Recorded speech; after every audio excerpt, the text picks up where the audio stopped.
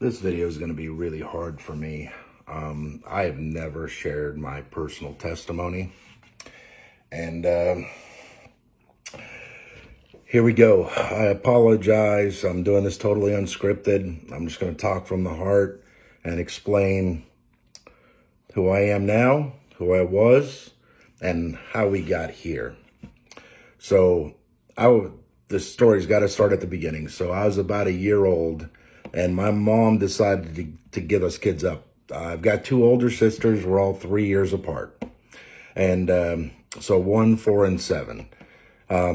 My oldest sister, when my mom gave us up, she just went down the state, dropped us off, said, I don't want these kids anymore, and left.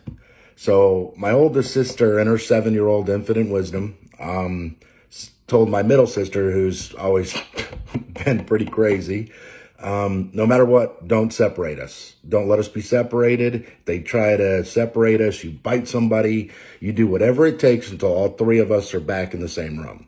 So, they tried to separate us, 2 girls, 1 boy. This is 1980. Laws are totally different. And so when they tried to separate us, of course, they went crazy. And until we were all back in the same room. And then there's 3 kids, 2 different sexes. And we couldn't get placed anywhere. So finally, the state called my mom and said, hey, you come and get these kids or you're going to go to jail. So my mom showed up. She picked us up, and imagine the lifestyle we had. It wasn't filled with compassion. It wasn't filled with love. It was always out of obligation. And, this story would have been different years ago. Now, I forgive my mom for who she was. And so I want to get that out there because, I don't need her mad at me. I don't want her mad at me, but I'm going to tell the truth. So then, just an unloving home. And, so fast forward till I'm 12 years old. We leave Maine in the middle of the night. I don't know why. My mom's got a brand new husband, 3 kids. We load up in a Ford Fiesta. I think that's Festiva, Ford Festiva. And if you know how big those things were, they weren't. They're tiny. And so we had animals, people, all the clothes. We put all our stuff in storage and drove across the country and showed up in a little town called Hallowell, Kansas, to my uncle's house. And instantly, I don't fit in. I'm a weird little kid. I'm real skinny. I've got like white hair. I have a Maine accent. I park my car in the dooryard, eat lobster with a fork.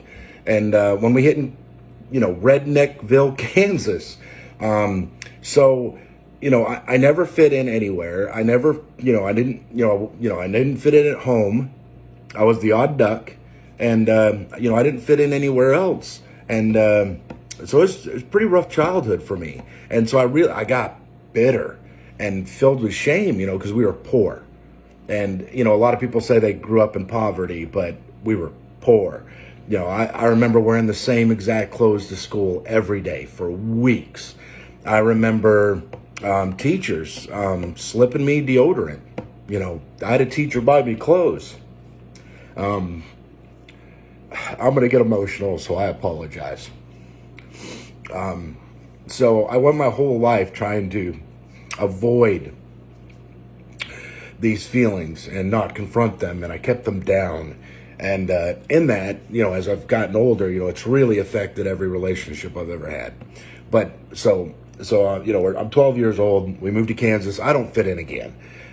So I'm going to school in Columbus, Kansas. And I don't know why, but I just decided just to be a bad kid. I really wasn't a bad kid. I just wanted to be a bad kid because if I was a bad kid, maybe I'd be a cool kid, right? So I remember getting suspended for some substitute teacher came in and I asked inappropriate questions. So, and that didn't work, me. So then next thing you know, we move, my mom buys this house that's like condemned out in the middle of the country. And we move out there, to nothing, like my bedroom, I could lay on the bed, look through the ceiling and see the stars. So here we are, completely poor. I'm miserable. Life sucks.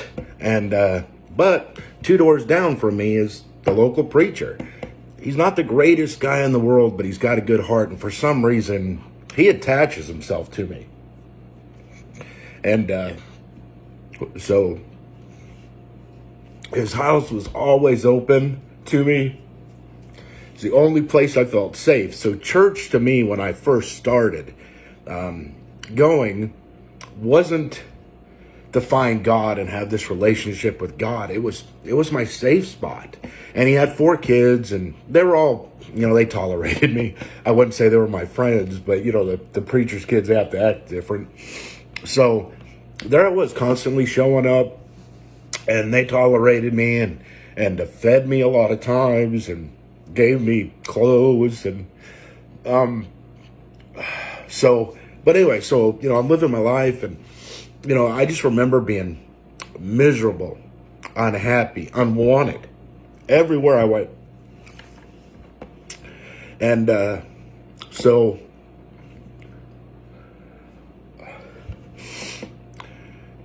I just started lying. So, I go to school and I make up lies so I could be cool and, be more like the other kids. And cause I wasn't, not at all.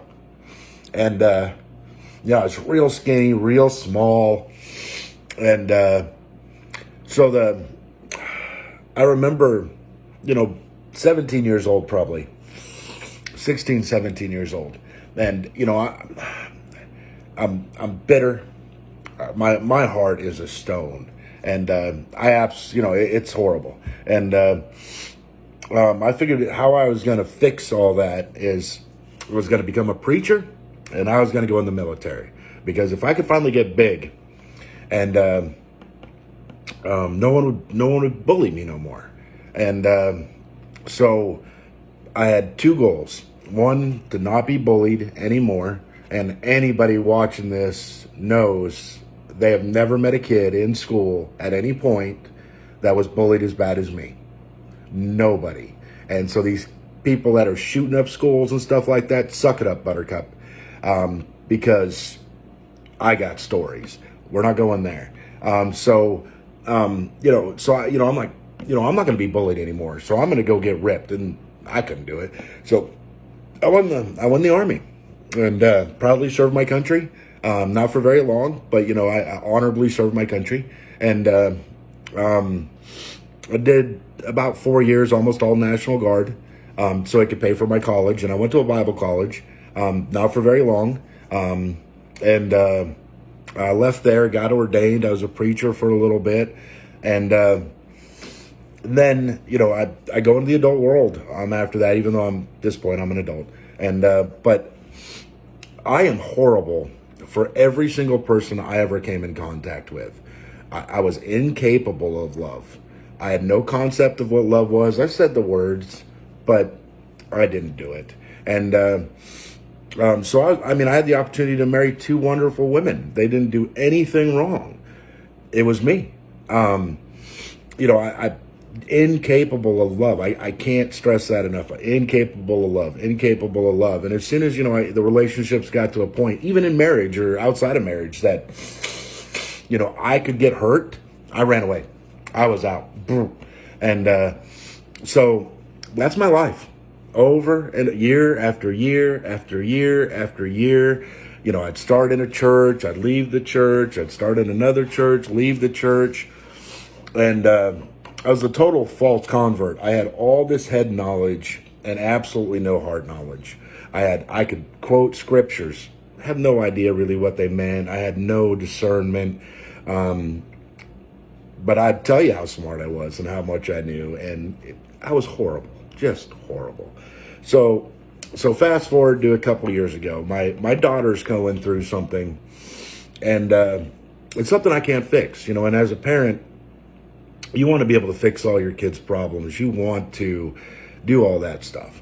Well, I can't fix it, and neither can her mom. Nobody can fix it for her. And so she's got to go away for a little bit of help. And I remember that couple days, like she's got to go in, and you can't talk to her right away. You can't call and talk. And so I remember just stewing and thinking about that nonstop. I can call on this date at this time, and I get to talk to my kid. So I wait. I call, and she's fine. She's fine. And I talk to her on the phone. I hang up the phone, and I just start crying and uncontrollably sobbing. I'm driving a semi down the road, right, on the interstate, 70 miles an hour, and I am sobbing like a little baby because I just realized, in the first time in my life, I truly love somebody. I'm 42 years old. I've never loved in my whole life, because in that moment, I realized I would give up my life to make sure somebody else didn't have a moment of pain or hurt. And as somebody that had experienced more pain and hurt in their life, you don't want to give yourself up like that. You create this rock of a hard heart, and nobody ever gets in. No, you don't. People can scratch you, but they can't hurt you. And so I said all of that to say this. So I would have told you, previously, that I've been a Christian for 30 something years. That, I went to Bible college. I was a preacher. Okay. In that semi, driving down the road, bawling like a baby, is my salvation moment. Because in that moment, I remember all the prayers I said. I did the sinner's prayer. I'm a sinner. Will you forgive me? Come into my heart. When I was like 12, 13 years old, I said all that. I had no faith behind it because I couldn't allow God to love me without knowing what love was. So there I am, 42 years old. I'm driving a semi down the road, bawling like a baby, experiencing love for the first time in my life, outwardly. And in that, I must have broke a little bit of that rock enough around my heart for God to come streaming in. And forgive me. Because in that moment, it was like everything was replaying back in my life again. And after that moment, of course, regret, shame, all that stuff. But in that, and then, you'll get people like, oh, well, if you said the prayer, all this, I'll put it this way. I've had so many sin issues in my life with relationships, gambling, drugs, alcohol for a little bit, but not really. I never really struggled with that. Lying. Good gosh, was I a good liar. I've got all these sins in my life, and I'll tell you right now, I know it never bothered me. A relationship would end, I would close that door, I could walk away and never look back. It didn't hurt me in any way, shape, or form because I wasn't going to let them hurt me. And gambling, I would gamble away paychecks with bills due. But now, I tried to go to the casino. I was sick on the way there. I was sick in the parking lot. I went inside, started losing money. I was sick. I left. I was sick. I've started lying. Stopped. I couldn't do it.